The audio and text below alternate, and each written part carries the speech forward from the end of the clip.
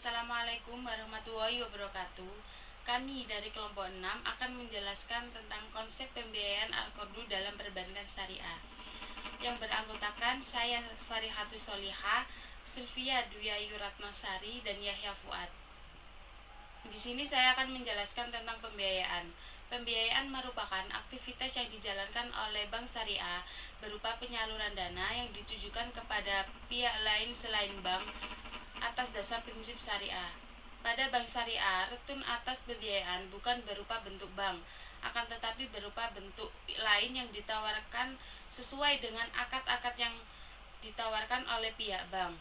Model pembiayaan bukanlah utang piutang, tetapi merupakan investasi dari bank untuk nasabah ketika melakukan usaha. Unsur-unsur pembiayaan: yang pertama, bank syariah; yang kedua, mitra usaha atau partner; yang ketiga, kepercayaan; yang keempat, akad; yang kelima, risiko; yang keenam, jangka waktu; dan yang terakhir, balas jasa. Fungsi dan manfaat pembiayaan. Fungsi yang pertama, untuk meningkatkan atau menambah arus tukar menukar barang atau jasa. Yang kedua, sebagai alat yang digunakan untuk memanfaatkan idul fund.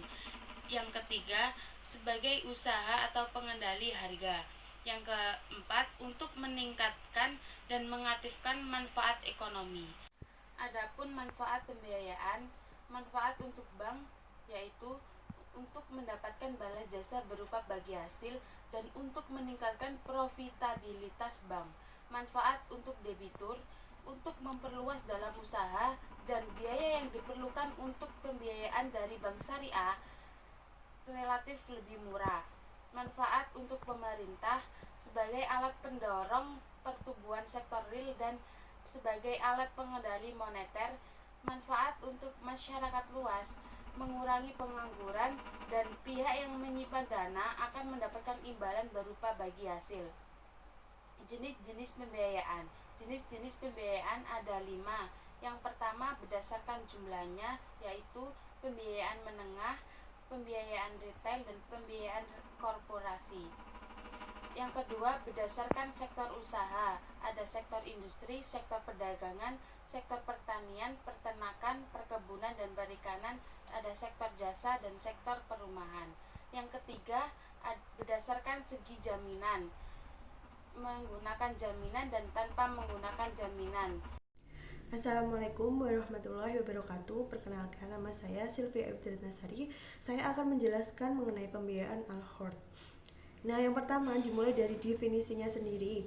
Al-Qardu merupakan akad tertentu antara kedua belah pihak, yang mana satu pihak itu menyerahkan harta atau dananya, dan biasanya disebut dengan si pemilik dana, kepada pihak lain dengan syarat ketentuannya. Pihak yang menerima atau disebut dengan penerima dana itu mengembalikan kepada si pemilik dana tadi dengan nilai atau jumlah yang sama, jadi tidak kurang ataupun tidak lebih.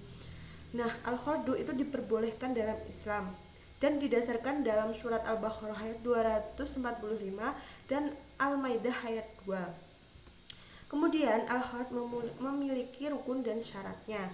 Nah, rukunnya yang pertama adalah sigot. Sigot merupakan ijab qabul dengan menunjukkan kerelaan.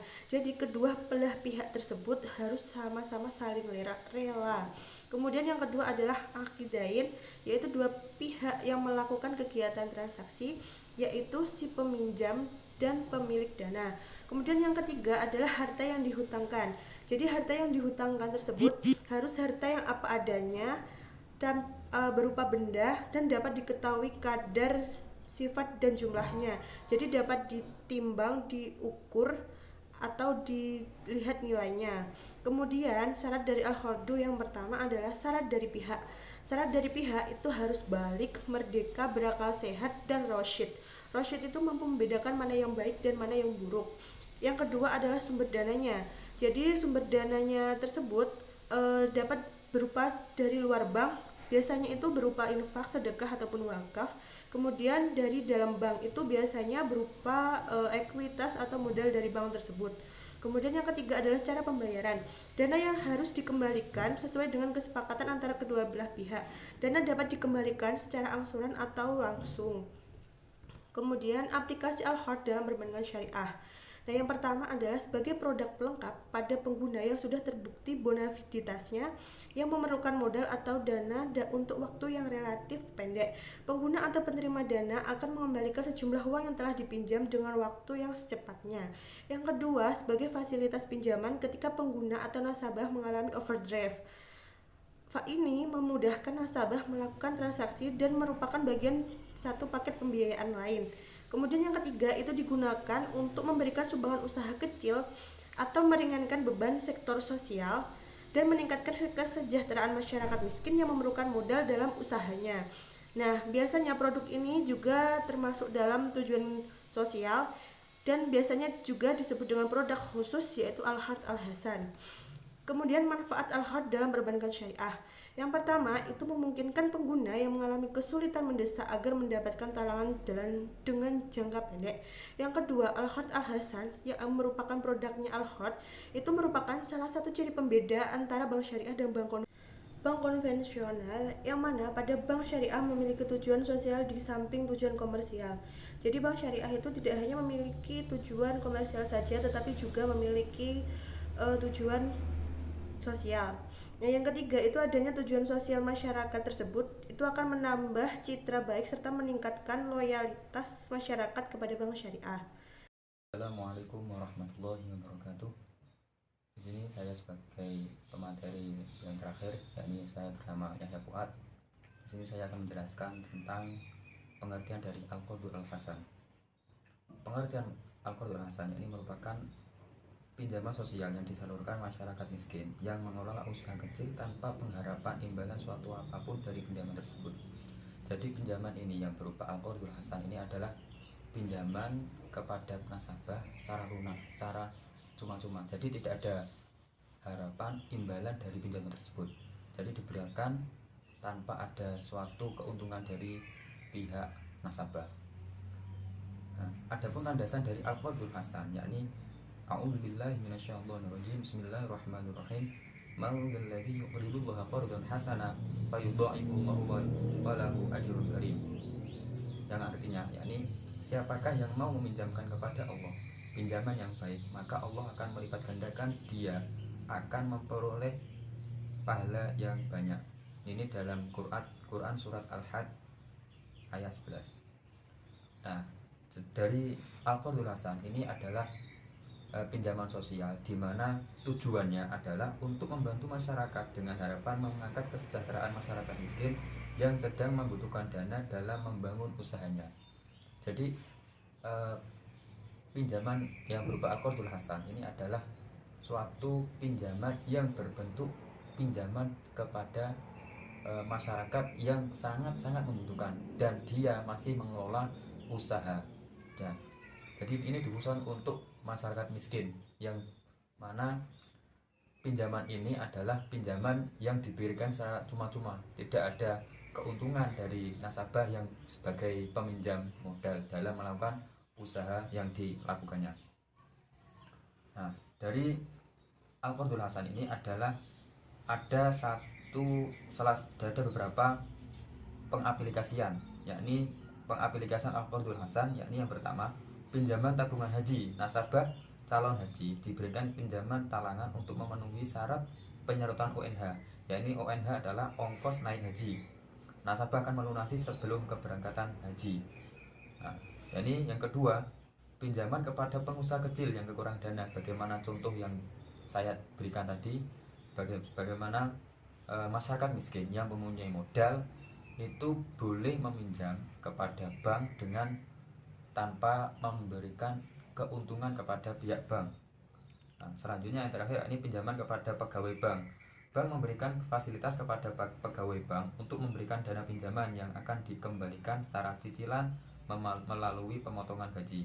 Nah, ini adalah bentuk fasilitas kepada pegawai bank sebagaimana ketika pegawai bank membutuhkan modal, membutuhkan uang, dan itu boleh meminjamkan kepada pihak bank dalam melakukan usaha ataupun apa yang dia butuhkan untuk memenuhi kebutuhan sehari-hari. Dalam Al-Qardul Hasan ini tidak hanya muncul dengan langsung aja, tapi ada beberapa fatwa dari DSN MUI tentang pengaplikasian al-qardu. Nah, ini ketentuan umum al-qardu ini yang pertama, memperpanjang jangka waktu pengembalian atau, nah ini ada beberapa sanksi nanti atau sanksi. Nah, yang pertama, dalam hal nasabah tidak menunjukkan keinginan mengembalikan sebagian atau seluruh kewajiban dan bukan karena kemampuannya, maka LKS atau lembaga keuangan syariah ini dapat menjatuhkan sanksi kepada nasabah. Kemudian kedua, sanksi yang dijatuhkan kepada nasabah sebagaimana dimaksud pada poin pertama dapat berupa atau tidak terbatas pada penjualan barang jaminan. Jadi pihak ketika tidak bisa mengambilkan sebagian atau seluruh kewajibannya, maka lembaga keuangan syariah itu berhak untuk menjatuhkan sanksi, baik itu sanksi yang berupa atau tidak terbatas pada penjualan barang yang dijaminkan. Jadi barang jaminan itu sebagai bentuk kewajiban ketika ia akan melunasi hutang yang diberikan oleh pihak bank. Adapun terakhir, jika barang jaminan tidak mencukupi, nasabah tetap harus memenuhi kewajibannya secara penuh. Jadi barang jaminan ketika ia meminjamkan modal yang lebih besar, lebih banyak, namun barang jaminan itu tidak nilainya tidak sama dengan apa yang telah dipinjam oleh pihak bank, maka nasabah itu wajib untuk melunasi hutangnya baik dalam bentuk apapun. Maka itu adalah salah satu kewajiban dari orang nasabah yang meminjam lewat pengaplikasian al-qardu. Kemudian konsep daripada pembiayaan al-qardu bagaimana bisa dilihat pada PPT. Ini kita lihat kepada bank dan nasabah. Antara bank nasabah itu harus ada akad perjanjian al-qardu. Tidak ada perjanjian yang terikat. Harus ada perjanjian terikat antara nasabah dan bank. Nah, ketika ia akan melakukan proyek atau usaha, maka pihak bank itu memberikan modal 100%, sedangkan nasabah itu memberikan tenaga kerjanya. Nah, ini pihak nasabah berupa tenaga kerja, kemudian pihak bank meminjamkan modal untuk melakukan usaha tersebut. Nah, ketika setelah beberapa bulan, beberapa tahun ketika melakukan proyek usahanya, maka akan ditarik kembali ke bawah, ini berupa keuntungan atau margin. Nah, ketika sudah mendapatkan keuntungan, pihak modal 100% itu harus dikembalikan kepada pihak bank. Nah, kemudian keuntungannya yang akan diperoleh kepada pihak nasabah. Nah, ini adalah skema atau konsep dari pembiayaan al-qardu. Mungkin ini saja yang telah kami sampaikan pemaparan pada materi al-qardu berupa al-qardu lasan ataupun telah yang diterangkan pada materi 1 dan 2, ini berupa materi al-qardu. Mungkin ada kekurangan ataupun kesalahan dalam pengucapan kami sebagai materi pada dalam bab makalah al-qardu, meminta maaf kepada semua pihak yang telah menyaksikan video ini, dan kepada Bapak Andre kami mengucapkan 1000 banyak-banyaknya terima kasih atas apa yang telah disampaikan pada mata kuliah perbankan syariah. Terima kasih kami ucapkan. Wassalamualaikum warahmatullahi wabarakatuh.